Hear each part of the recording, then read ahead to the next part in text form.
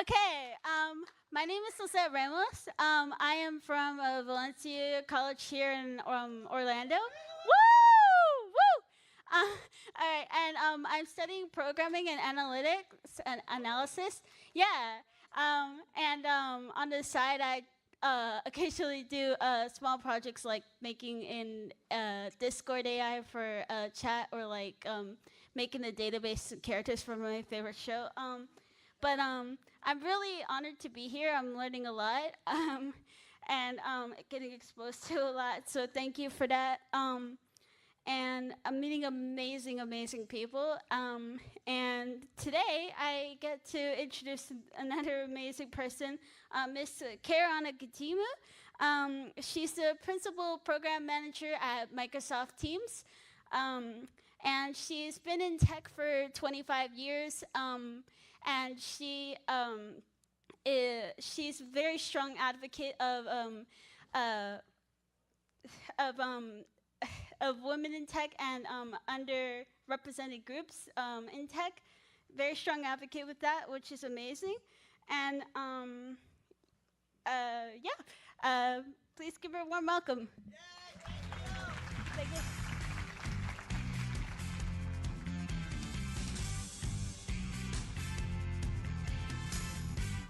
Hello, everyone.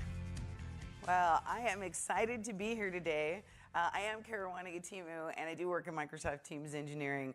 And, this has been an amazing Ignite. Are you guys all having a good time at this point? Yeah, absolutely. It's great. What's been fantastic about it, though, has really been this entire diversity and tech track. I'm so proud of my company that they've invested in having this space for us and having this track alongside all the amazing technical content that we're sharing. It's just a wonderful commitment that we have to moving this conversation forward. And I'm thrilled to see so many men in this audience. Yay, male allies, you were here. That is awesome. Because oftentimes, let's give them a round of applause. This isn't that easy to come into one of these meetings. It's important to note that diversity is not just about race or ethnicity or about your status or what have you, right? It's about diversity of thought. And inclusion means everybody, right? So I'm really happy about that. So what we're going to do today is maybe a little bit different than some of the other sessions. It's a little bit of action planning.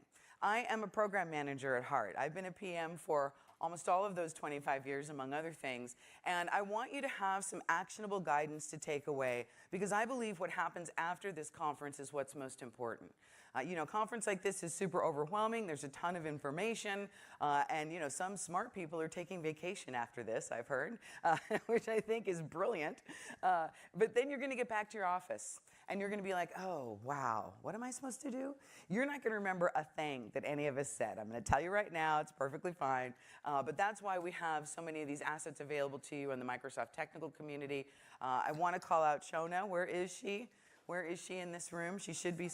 She's outside? Okay, well, she is the lead for our diversity and tech community on the Microsoft technical community. And that's going to be the place that you can come and connect and get more ideas and continue your journey.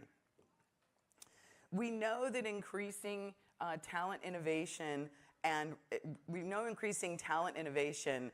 really helps us to land what's important about this technology. Look, you're here at a technology conference, and we appreciate that. But the tech is only an enabling factor, right? We are really focused on how can we help the people. And I've been saying in every technical session that I've been teaching here about Microsoft Teams and Office 365 adoption, that if you really want to get the most out of your Microsoft investment, then focus on having a diverse and empowered team. Because we know that they're higher performing. We know that they drive more innovation. And we know that we're challenged with that inside our community.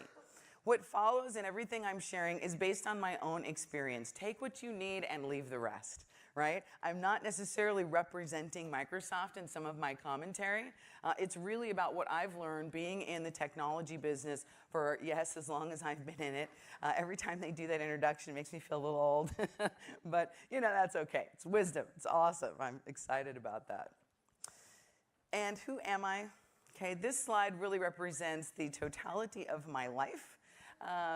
And one of the things I want to call it, so I've been with Microsoft for going on 7 years now, but I've been in the Microsoft ecosystem almost my entire career. And being able to be a part of it has been really transformative to me. I often say that due to my family background, that Microsoft is one of the longest and most stable relationships I've ever had.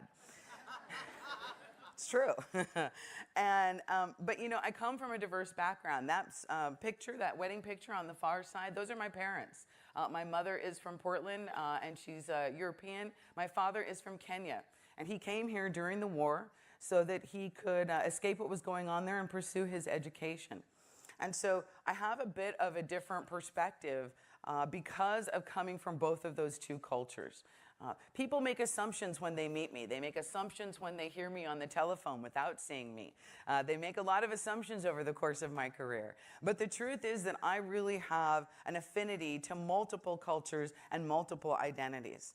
Down there in the bottom is my amazing husband, without who I would not get to be who I am and travel over the country, while he takes two of my two fur children.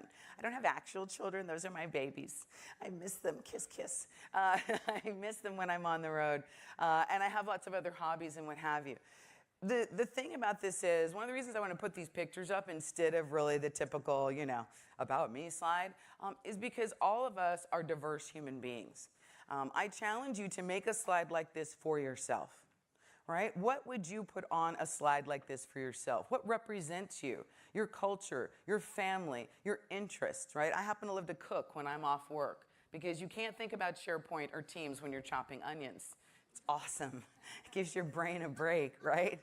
So, you know, and I like to travel. My husband and I travel a lot, but we are all complete human beings, and we are not just defined by our work or by the kind of statistics that you see here, right? We've all heard about the problem, and I'm much less interested in problem identification than I am in getting busy about doing stuff about it. But it is true, right? The tech industry struggles to create and retain diversity. And even for myself, I was in a room just the other day, and sometimes I have to pinch myself because coming from the outside in the SharePoint community and now working in teams, I'm working with some of those technical luminaries that I used to hold up very high. And I'm sitting at the same table as them now, which is awesome.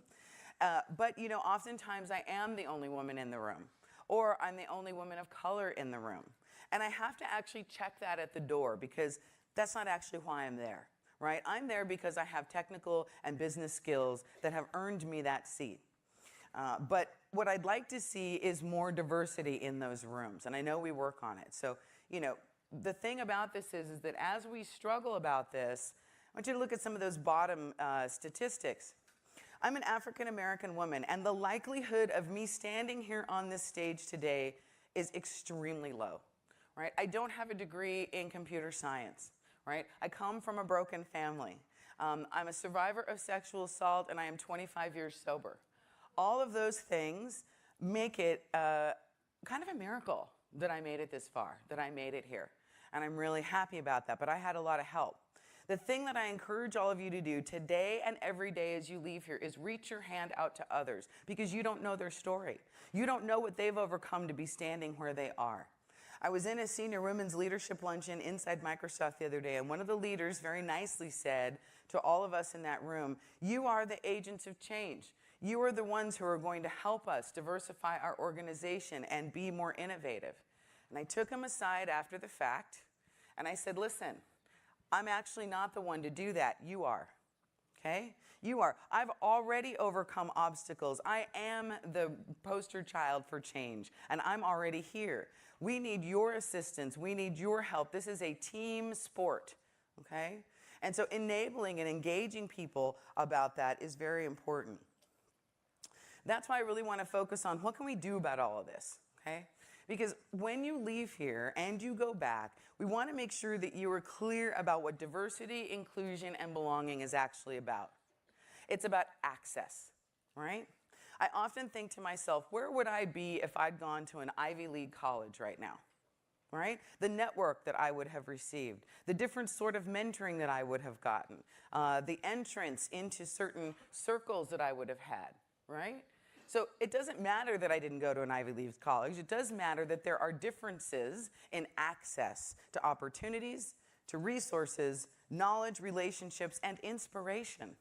One of the reasons I do this work is because I want to be visible. I want other women to know you can look just like me and have a bizarre, diverse, dysfunctional background just like me, and you can come out and do something meaningful with your life. I hit a really big wall about 3 years ago. A lot of it was around this diversity and inclusion conversation because I'm 52 years old, right? I've seen a lot of D&I initiatives in my time in this business, right? A lot of them.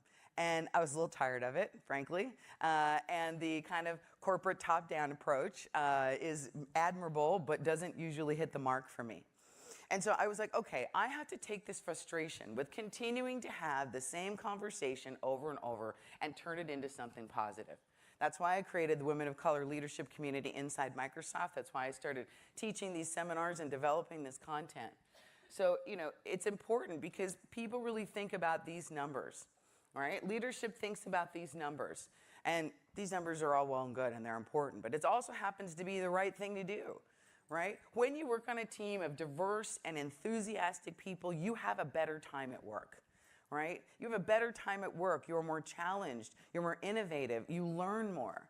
I believe fundamentally all humans want to learn and expand themselves, right, on one level or another when they feel comfortable and safe and heard, right? There's not enough focus in our business on the soft skills, on those relationship and communication skills that actually make a great team.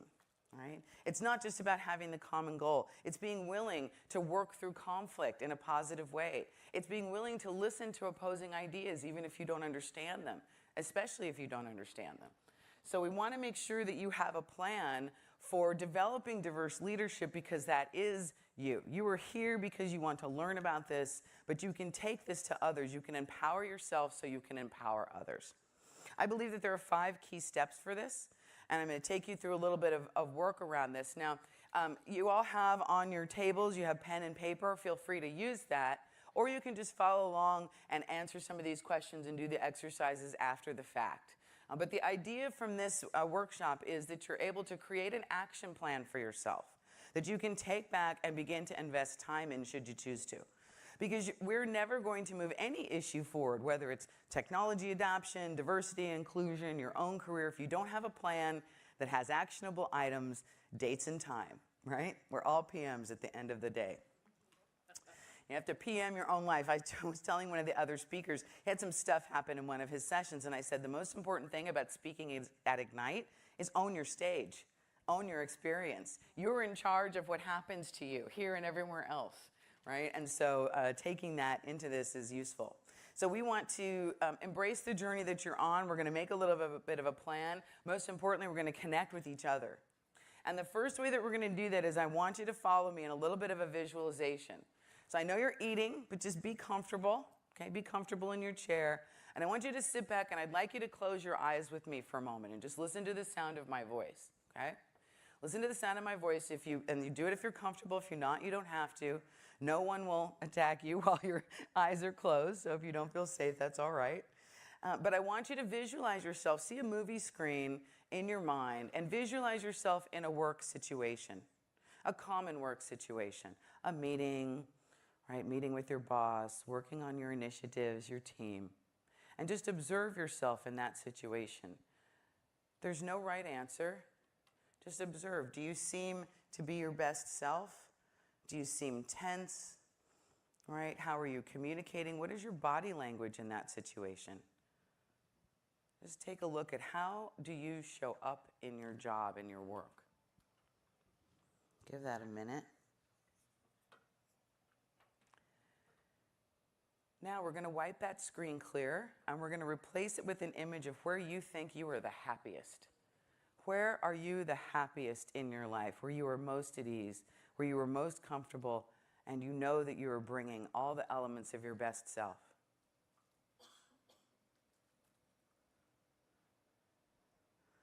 All right, you're going to wipe that screen. You're going to open your eyes. You're going to come back to me. Thank you. The purpose of that exercise is for you to gain insight in is there any difference between how you are at work and how you are in your happiest place? I did this exercise for myself, and my journey observed the fact that I was not my best self at work. I was stressed. I was not as compassionate. my listening skills were not properly engaged, I was overly assertive, and I was worried about the opinions of others. Now, on the side, I maintain a life coaching practice. I'm a grief counselor. And my best self is when I am working with one of my clients on the worst day of their lives. That is what I do. And I realized that because I was present, I had slowed down enough to actually be me. I had opened my ears and my heart, and I didn't have an agenda for that meeting. Now, I realize that that sounds opposite of what we're all trying to do at work. We're trying to have impact. We're trying to drive forth initiatives. But the truth is, my experience has been that by opening myself more and bringing more of that capability of listening into my daily job, I've actually been more effective. Because people like to be around me, right? They do feel heard. I am able to pull together a more diverse and inclusive team. My job is all about change with Microsoft Teams and the adoption work that I do. So I need all of my talents to come to work with me. And I need to feel whole. Because my authentic self, my fully integrated authentic self, is what makes me different and what makes me helpful to others. And so just knowing that about yourself, where are you at ease? Are there characteristics of your personal life that you could bring to work to fully integrate yourself? Because we don't need more corporate automatons. That's not what's necessary at this time in the world.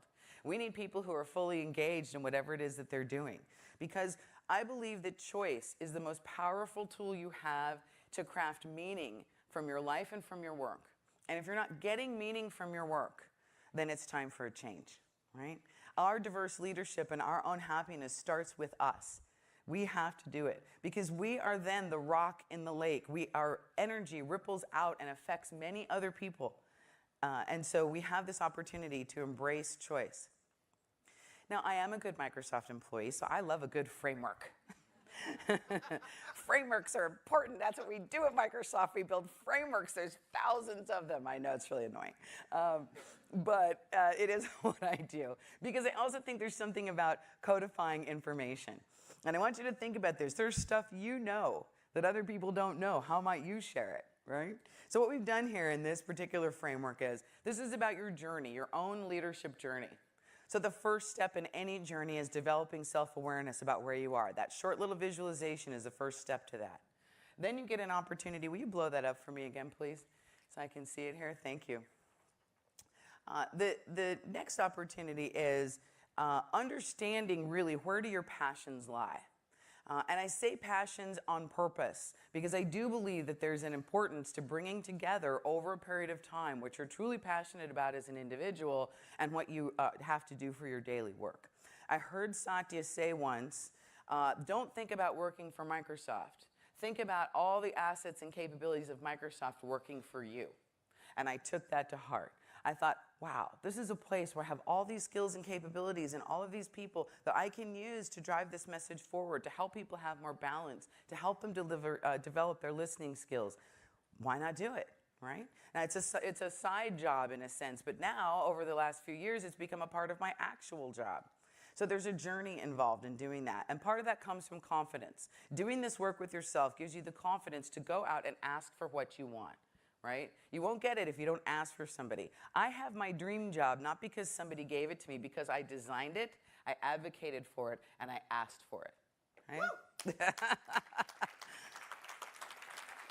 I would have never had the confidence to do that without people like her who go, woo, in the audience, right? I have a great community of people who are my cheerleaders. They're my trusted tribe. They are with me, right? And they give me confidence to go and ask for what I want and transcend the programming that came from my early childhood development, of which was super dysfunctional. So, you know, it was super dysfunctional, but it also made me able to function in many chaotic situations. My mother was very sick when I was young. She had a nervous breakdown when I was 13. And the woman who went in to get help for her depression really never came back to me. You know, for many intents and purposes, I lost my mom when that happened. My father was not there at all. And so I was really on my own after that time. We moved to a tiny little town in Washington, 500 people, and I was the only woman of color in that school. They assumed I was stupid because I was in all of the advanced classes before I got there. And then I went to that tiny little town and they put me in remedial math. And I went, what is this? I did this like 5 years ago. What are you talking about, right? Oh, well, we just wanted you to feel comfortable, honey. Yeah, I got you comfortable right here. So people make assumptions about things, but your community will reflect back to you your authentic self. That's why you need these trusted advisors in your life, so that when you lose your way, and we all do, when we have those moments of doubt, there are people that can reflect back to you who you actually are, because you need determination, right? You have to be determined to get where you're going in this world. No one's going to hand it to you, right? We have to be together determined to craft a new future, so that then we can not only get advice from others, but be advisors to others and walk in our authenticity. So I realize it's a pretty little slide, right? It's purple, makes me happy when I look at it. But as you go through this process, you're also taking ownership of your personal brand. Now, I happen to get a lot of energy from speaking, right? I'm theater trained. I told you I didn't have a degree in computer science. I was a dancer. I thought I was going to be the next Janet Jackson. That didn't work out. Bummer. But technology was my day job. And then I got promoted, right? And I remember the day I got promoted, and I was actually in tears because I knew I was leaving my creative dreams behind. Now, as it turns out, I have a video show on YouTube now. I get to do video production, event production. I get to do all this creative stuff, but I didn't know that then, right? And so if you get energy from doing something like this, from speaking or working with community groups, that's fantastic. But I believe very strongly that there is something called introvert leadership. And there is branding for introverts. You don't have to be the one to get up on the stage. You can write the article. You can write the blog post. You can simply volunteer and help other community members. There's a place for you, right? Even if you're not in, at Microsoft, we tend to reward the talkative leader, right? But as we pursue our own diversity, we have to be more inclusive of quieter voices, right? And also of people who like to think before they speak. Imagine that. I don't know, who are those people? Anybody like to think before they speak out there? Wow, that's amazing to me. Actually, it's something my husband's been teaching me. I like to keep this marriage, okay. But the truth is that as you own that journey and you invest in these quadrants, you're able to make sure that you can have personal meaning in what you're doing. Now, this is one of the flash exercises that we have. And I'm going to put it up here, and because you're all eating, you may just want to take this back with you. But what I want you to do is think about that prior slide when you look at it later, and I want you to rate each section on a scale of 1 to 10 in terms of how well developed in your own estimation it is for you. Because this is going to give you insight to understand which area do you need to develop more. Okay. I started working on this, like I said, about this part of it, the leadership journey, I started working about 5 years ago. And I'd rate most of it an 8 or a 9 right now. It's really good, but it's taken consistent work. Every month, I dedicate 2 hours to my own journey. And I know that doesn't sound like a lot, but right now it's all I can do. And that's okay, right? I don't care if it's 15 minutes, but you have to make time for yourself and invest in your own journey and time to think about that, okay? So you want to select attributes that maybe are a little bit lower. Maybe you don't know who your tribe of advisors are, right? Maybe you haven't done some of the work to understand what your passions are, right? You can do that work. And you can come to the diversity and tech community and get help with exactly this. We're going to put this slide deck out there. I'm going to be present there. I can answer your questions. And this is really now going to become the center of gravity for this 5 steps process that we've been working on for such a long time. So I'm really grateful to Shona, who still isn't in the room. I keep trying to thank her, and she's not here.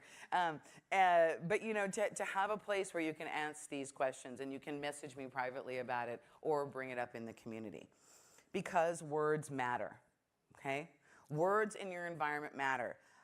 Raise your hand if you've ever been called one of these words. Keep your hand up if you've been called in all of them. I'm going to keep my hand up. Okay, great, fantastic. I guarantee you that we've been called it, so are our daughters, so are your sons, right? This is not okay. Words matter, and it's important for us to take ownership of the words we use about others and the words that we internalize in ourselves, right? I was told I was bossy in the 1st grade, right? Because I could already read. I could already read. My mother taught me to read. When I went to the first grade, I could read at a sixth grade level. And so the other kids were having difficulty, so I helped them. Now, that was apparently only the teacher's job. She didn't want any help. So she decided to tell that I was bossy and that I should sit down, even if I knew the answer. Okay, well, that didn't really work out because I still don't do that. The point is that you want to go through and create your own aspirational word cloud, okay? There's a slide at the end of this deck that you can use that will allow you to put your mission statement and your word cloud together with some of your actions. You can print that and put it up someplace so that you can see it. You need to remind yourself of the journey that you're on, right? You need to take these actions and make sure that the positive words are seeping into your subconscious, because I guarantee you the less positive ones are already there. So this is about replacing those old ideas with new ones of your own design. And this is where your choices can replace the subconscious programming that we all get, right? So part of my education is in psychology, and I will tell you that when we are young, in those formative years, both as young children but also in our teen years, we're forming the core of our personalities. And sometimes we have very hurtful experiences during that time, right? When I was first sexually assaulted, I was 13 years old, okay? That one experience is part of the cornerstone of my life, right? And something that I've worked very hard to be able to actually talk about. It took me 13 years before I could actually say the word, okay? So the fact that I can stand here and talk about it today is representative of my own journey and my own healing and changing the words in my mind, right? Or the fact that my father was never there, or that I was basically on my own, right? There's a lot of programming that goes into that will affect your career. Right? I see people do this every day where they're afraid to talk to their skip level or other vice presidents or leaders in the organization because they think they don't have anything to say. That didn't happen in the 6 months before you were making that decision. You not thinking you have something to say happens because of what happens in those formative years. So we can own that, we can change that, right? And heal and therefore help others.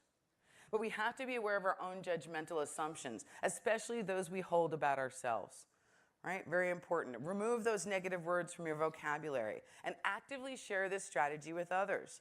Even when some of my friends at work will joke about somebody who's being bossy or, she must have control issues. I'm like, dude, come on, that's not cool.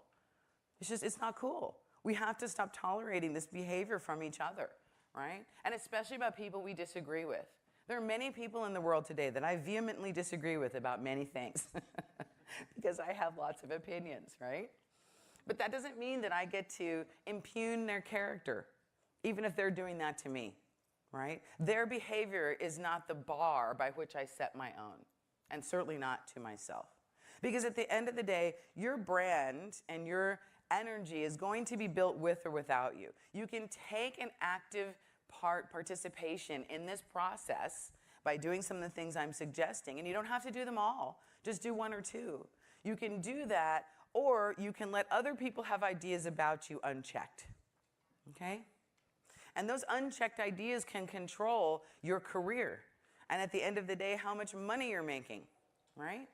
And so you want to help other people find that voice, right? One of the things that I think we need to work with more care about in the diversity and inclusion conversation is being diverse and inclusive of our Caucasian straight male allies, right? They're important people. Some of the best mentors I've had in my life are those men, right? Not every man is out to keep us down, right? And unfortunately, sometimes the conversation steers in that direction. That's how come I don't want to talk about the problem anymore. Let's get into action so that everybody can have a voice and a purpose here. Your professional brand is really an alignment between your internal purpose and what your broad ecosystem knows you for. And here's another framework slide. Do you like this? It's more colors of purple, purple and blue. The purpose here, though, is that there are steps and there are rings of influence and awareness, and you can choose to influence those things. So once you do that initial work about your internal purpose, what do you know yourself for? Where do you consider yourself to be an expert, right? I am an expert in SharePoint, no question about it. I am an expert in Microsoft Teams. I'm also A reasonable expert because I spent more than 10,000 hours working on recovering from post-traumatic stress disorder, okay? So I'm an expert about more than one thing. And it's important for you to be able to identify that too. I'll tell you what I'm not an expert at, parenting. I don't have children, right? I bow to my sister-in-law. I don't know how she leaves them there. I have a hard enough time leaving my dogs. I don't know how any of you do it. It's really difficult, right? Or the work-life balance thing. How does that happen? You know, it's extremely difficult, and I just don't understand it. And I know I don't, right? So identify what you yourself are known for, and think about your peers in your direct organization. What would they say you're known for? What do they come to you for, right? People come to me for questions about actually coaching, professional speaking, and collaboration, right? They do, and that's awesome. And then what does the broader ecosystem know you for? I had a company, before I started working for Microsoft, before I worked for Skechers, I had my own company, and I did digital branding and creative production for a variety of companies, nonprofits and education and corporate, all that sort of stuff. And one day I realized, my goodness, I'm helping these people build their brand. Why don't I ever do this stuff for myself? I'm like, duh. You know, you'd think that would be obvious, but it wasn't. I realized that at a time in my life where I was going through a massive transformation. My first marriage had dissolved. My dog had died. I was living alone for the first time in 20 years, and I was kind of sitting there a bit stunned, frankly. I did not expect to be there, and I just needed to figure out what to do next. I took a very simple, I sold my company when I got divorced, and so I took a very simple project manager job at Skechers. Very easy job because I just needed a place to pay the rent and regroup. And that's where I discovered SharePoint. And SharePoint became my thing because I applied these branding capabilities to it, right? So these are my example answers that I have put through. Now, there's a journey to this. It took me, I want to say, 4 years of free extra work, blogging and speaking and going to events and getting really deep on the technical, building my technical acumen for SharePoint to become the SharePoint strategist. But because of all that work I did and the profile I built, that's how I got recruited into Microsoft, through all my community activism in SharePoint and the work that I'd done. And my boyfriend at the time, who is now my husband, he's like, why do you do all this free stuff? What are you doing, right? Because I was working pretty hard at it. And I'm like, dude, you got to trust me, right? There's a plan behind this. It's going to pay off one day. I can't tell you how, but I was determined to have faith that what I'd done for other companies could work for me as well. And then Microsoft called. And I was like, yes, that's awesome. I've been called up to the mothership. Beam me up, baby. I'm ready. Take me. Of course, then I got there, and that's a whole nother story that I will share with you all over some form of non-alcoholic cocktail. But at any rate, the point is that by investing in myself, I was able to go where I'd always wanted to go. And I had no idea that was just going to be the beginning of this journey. So my ask of you is, at some point, think about these things. And now what I ask people to do when they do this exercise is go to your trusted advisors. You don't have to go to your boss and say, what do you know me for, right? And maybe that's not the best idea, okay? But go to people that you trust in your ecosystem. If you were going to think of my professional skills, what would you think of first? Give me 5 words. That's it, right? Do a little interview, a little focus group, a little user research, right? Let's use these skills to understand how the ecosystem views us. And then make some decisions of your own. What is the difference between what people know you for and what you want to be known for? Okay? And then you can start to craft a plan of action that will build your body of knowledge in that area. Because again, there's more than one way to build a body of knowledge. So this flash exercise basically goes through those questions. You can write down that information and then get that insight that I was referring to earlier so that you can see where is there misalignment, right? A lot of the ecosystem still knows me for SharePoint. They're starting to turn now and know me for SharePoint and Microsoft Teams. My next goal is to have them know me for Office 365, all up, right? Because that's actually the work I'm doing now. But it takes time for that ecosystem to catch up with what you're doing, and my branding plan has to keep going, right? So it's an evolution. At the end of the day, you'll end up with a slide like this. This is your story. What is your mission? What is your word cloud of positive words that you can use to influence yourself? And it can be aspirational, right? I am actually those things, but not every day, right? I'm not those things every day. I recently just telling somebody in the hall on the way here, like, yeah, I had to step back because I had lost my sense of humor, right? When I find myself getting tense and losing my sense of humor, that's when I know I need to take a breath and take a breather, right? But I have this up so that I can have my own identity, okay? And so when you finish that sentence, a note about writing mission statements, they're not permanent. I'm not asking you to tattoo it on your arm, okay? This is your mission statement for today. This is your mission statement for today. I want to be known for diversity, inclusion. I want to be known a little bit for my sense of humor, and I want to be known for Office 365. That's what it is today. A week from now, it could change, and that's okay. People get hung up on writing this stuff because they think it's too permanent, and so they get blocked, right? If you don't know how to do this, if you can't answer this question, my mission today is to foo, then ask somebody close to you, one of those trusted advisors, to help you write it out, right? Because oftentimes we're already saying what it is that our mission is. We're just not identifying it as that. Because it's extremely important that we band together in this work, right? When we're divided, we're already conquered. What I mean by that is if you feel as if in your organization or your team or in your life you are doing this alone, then you are going to have less energy. It is a drain because being a change agent for yourself and for others takes a lot of energy. It's very important that you find and band together with your community in a way that makes you feel comfortable. Right? I love coming to these events. I like being a part of the online community. But before I did all of that, I was a part of my local SharePoint users group, right? It was just 40 of us that hung out once a month, right? It was a diverse crew. I had a lot of support there for the things I was trying to do. People were nice to me, and I got a lot of energy from it. It doesn't even have to be work-related. Maybe you find that in some personal activity, right? So wherever you find a sense of community, it's very important in this day and age and this particular time we find ourselves in for you to have one, right? And the other thing too is, and I want to speak a moment on your male allies, right? Some of you are in the room, but some of those male allies aren't in the room, but you're very important, right? One of my old bosses came to me probably about a year ago now, and he said, Karuana, have you ever felt like being black affected you working here? And I honestly, because he and I were friends, we were friends outside of work, we had a very deep relationship, and I stopped in my tracks, and the tears, like they are now, welled up in my eyes because I realized no one ever asked me.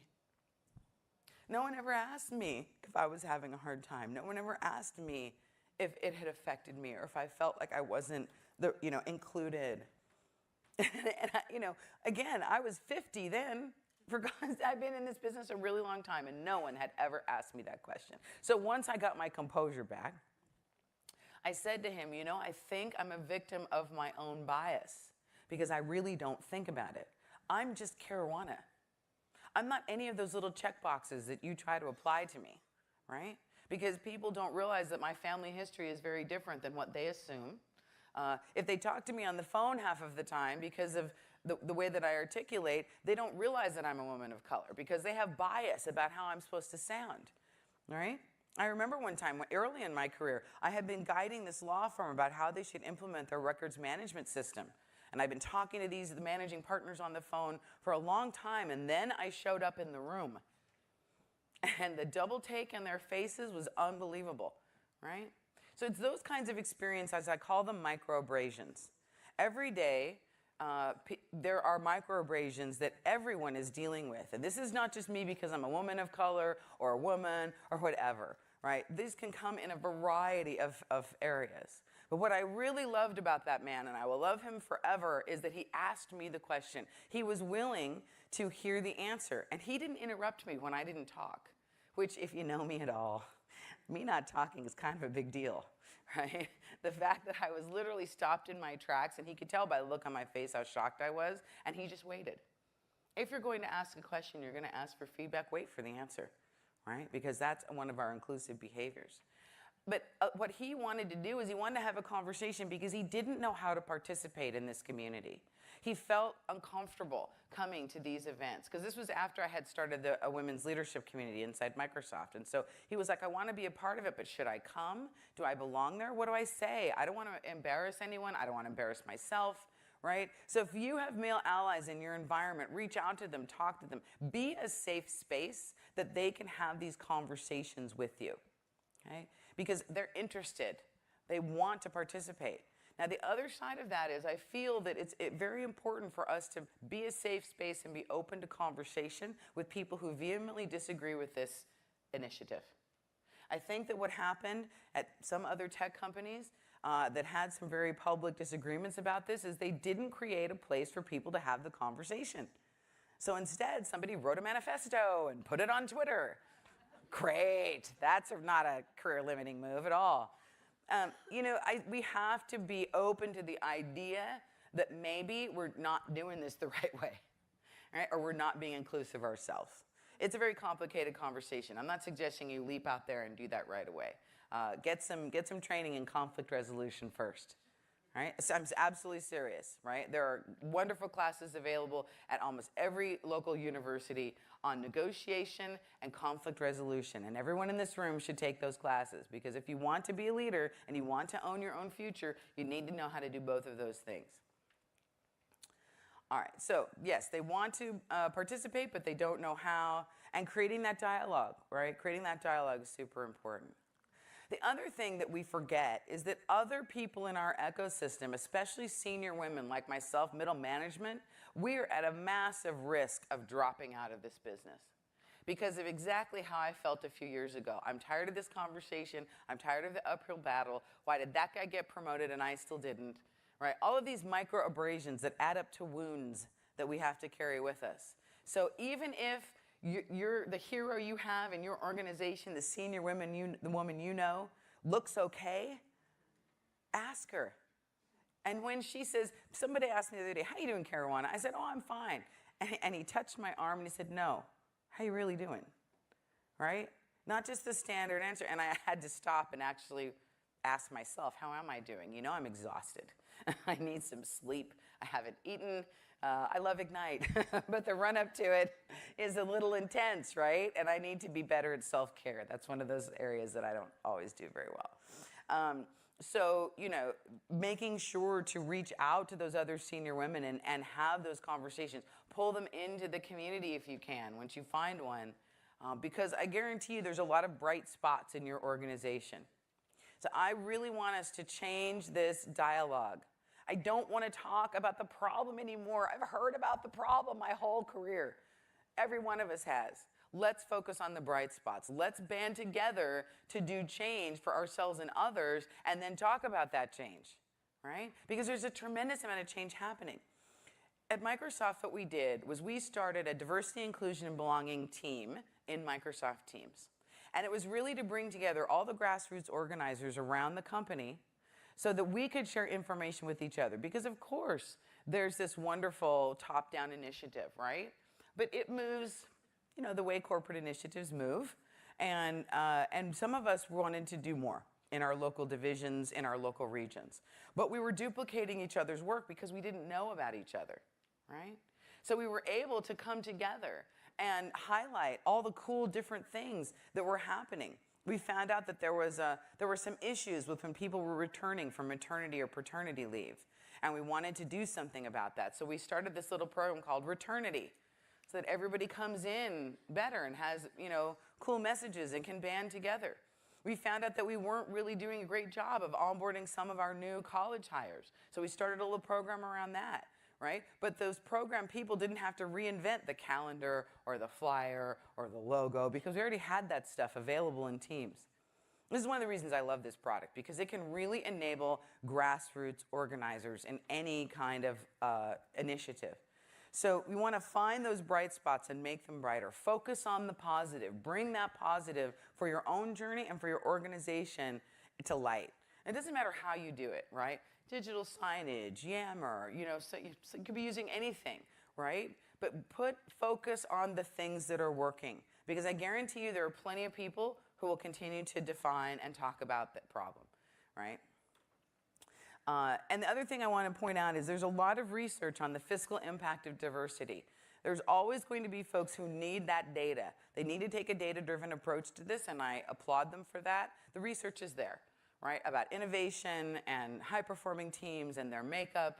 All of that information is out there. There are some resources at the end of this deck of some of those research studies, and there's plenty more, right? So if you need to find that and add that into your conversation, it's important, because if you're talking to leaders in your company, you know, they may need to be moved by that, right? Most of them really want to do the right thing anyway. But, you know, we're all accountable for certain kinds of fiscal impact. So we have to build that into what we're doing. Because at the end of the day, it's about the money, right? Really.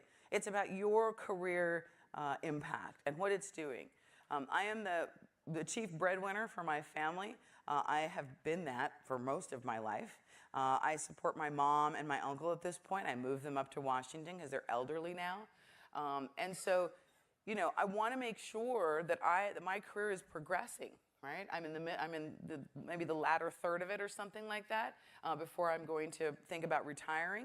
And I need to make sure that these are impactful years for my long-term financial plan, not just for myself, but for everyone who depends upon me, right? And so it's important to have that confidence, that determination, that plan. So you can go to your managers and say, listen, I'm really thinking about where my career is going. I'd like to be, I'd like to get to the next level within the next 12 months. What do I need to do that, right? Have a direct conversation with your management about where your career is going. And if you don't get a clear answer, push until you get one. And if you don't get one, go somewhere else. Don't stay someplace that people can't communicate with you clearly about your value in the organization. It's really important. I am a classic stay too long fixer. Ask my ex-wife.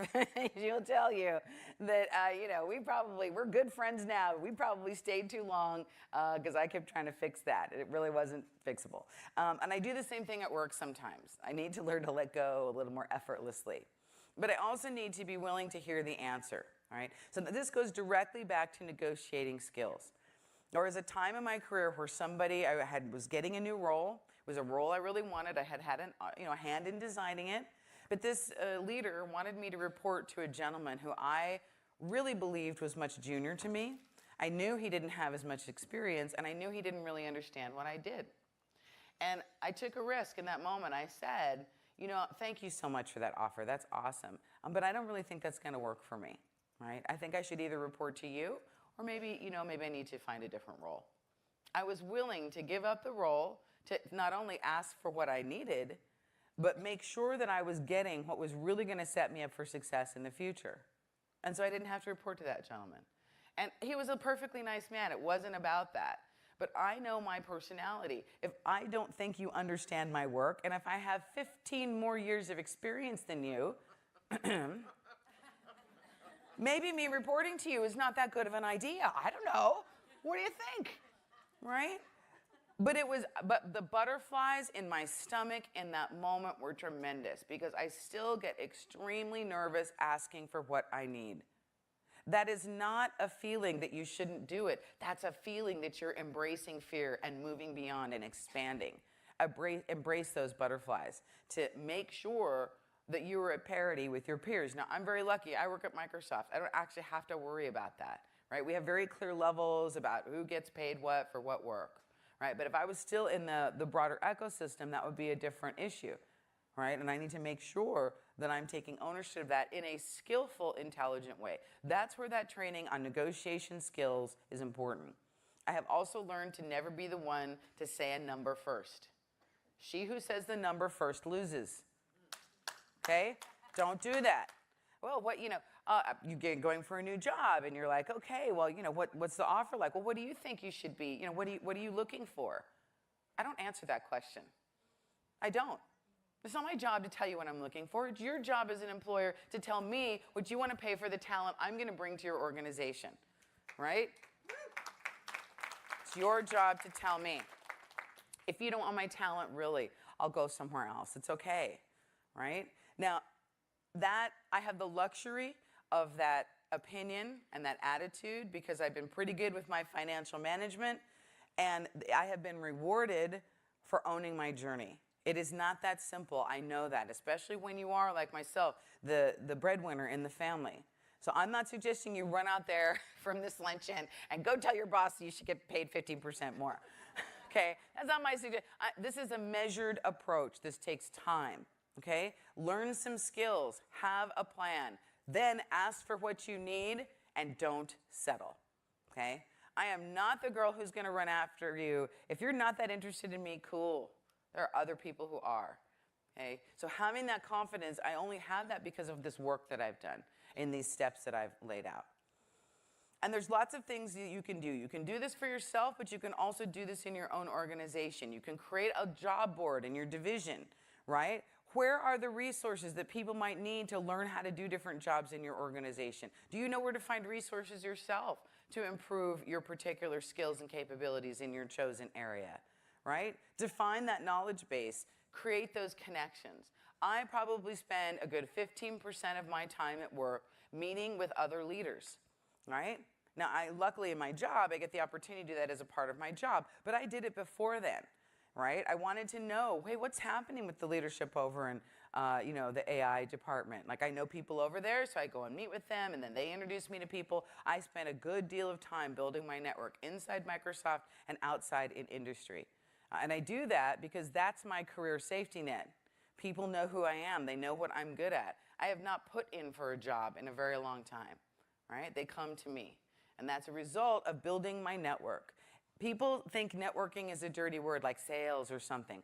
I'm not talking about inauthentic, slimy handshaking. That's not what I'm talking about, right? That's uncool. I'm talking about I'm actually interested in what other people do, and I'd like to know them. And I'll take a half an hour or an hour out to find out, right? And I do this in areas that I'm interested in. I'm interested in AI. I'm interested in Office. I'm interested in our sales organization and education. So I go talk to those people, right?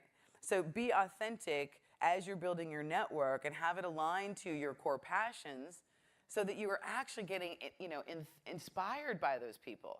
I'm so inspired by my amazing network of people that I know. They teach me things every day, right? And they help me to be aware of what already exists and understand the gaps that need to be filled in our organization, right? So that I can do my part to speak up and own my story. You want to break the taboos that are associated to talking about compensation, right? Somehow, it became a bad thing to share with your advisors, your small group, what your level is and what you're actually getting paid. I don't think so. I think that's really important. I need to understand what is happening in the ecosystem, right? Because I guarantee I've met several senior women in the ecosystem, and I happen to have known what some of their male peers were getting paid because we had that conversation. For some reason, men feel more comfortable talking about it a little bit.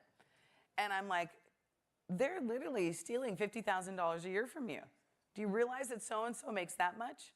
Oh, I didn't know. I just said a number and they were fine. I said, she who says the number first loses, okay?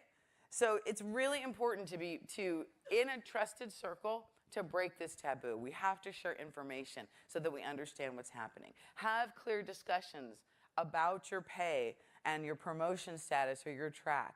Because maybe you don't want to be promoted because of life situations. That's perfectly fine. No, you don't have to rise up, but you need to be doing meaningful work. So maybe the conversation you're having is about the types of assignments you're getting or the type of learning opportunities that you want to have, right? You get to have diversity in your career planning just like we get to have diversity in this room. But take that class on negotiating skills. There's a ton of them, right?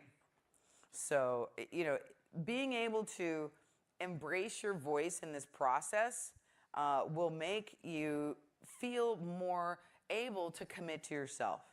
Right? This is how you're going to make it real. And again, I told you, it's about 2 hours a month. Now, of course, I probably should up that because I spend time on my social media feed, so that's part of it, right, what have you, because that's a part of what I decided that was going to be a part of what I do. You don't have to. If you don't like Twitter, don't deal with it. Many people don't, and I get that. But for us in this business, it's kind of important. So, but the important thing is that you commit to yourself. Make some time to make it real. If you're going to take a more introspective road to this, if you're that introvert leader, then make the time to make some assets. write an article, start your blog, be a guest writer on someone else's blog if you don't want to own your own. That's perfectly fine. Lots of opportunities for that. I'm always looking for guest authors for little videos for my video show, so please feel free to submit something there. The point is that you can create assets that can serve your brand identity, and those can be shared in your organization, right? If you want to be known as an expert on something and you haven't written about it, it's kind of difficult to be an expert, right? It's like turning in the term paper. You kind of need to do that, right? You have to put the work in to that particular thing. You have to have assets, you have to have an action plan, and you have to have awareness of yourself in your ecosystem of what it is you're doing. So I am asking you to complete that mission and action plan that's in this deck, right? Or any part of it so that you can take this back after Ignite and start to do some of these things to help yourself and others. Set up time with your male or other allies and do a little bit of that research. Hey, ask them what they think your skills and talents are. What do they know you for? Start to get that information. If you're early in your career, go and find people whose journey you admire. Talk with them about how they got there. Get information and data to build your own self-awareness and participate in our diversity in tech community. We are here for you, right? This is the most important work that I do, is share knowledge and help other people, right? It gives me so much meaning and so much happiness in the work that I'm doing. So become a part of that community. Let us support you in your journey. Because you're going to have questions, right? You're definitely going to have questions. The thing I want to leave you with is there is room for all of us at the table. We will just make the table bigger, right? There's in no way, shape, or form is diversity in tech about replacing people or moving people aside. It's about adding more seats, right? Your voices, your talent, your story, your authenticity is critical to moving our businesses forward, to having meaning in our lives, to being examples for our children, so that they can see what does it mean to be happy and to have a meaningful work-life reality.